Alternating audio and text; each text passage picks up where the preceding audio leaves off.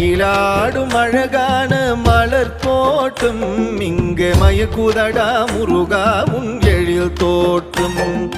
மயிலாடும் அழகான மலர் தோட்டம் இங்கே மயக்குதடா முருகா உன் எழில் தோற்றம்.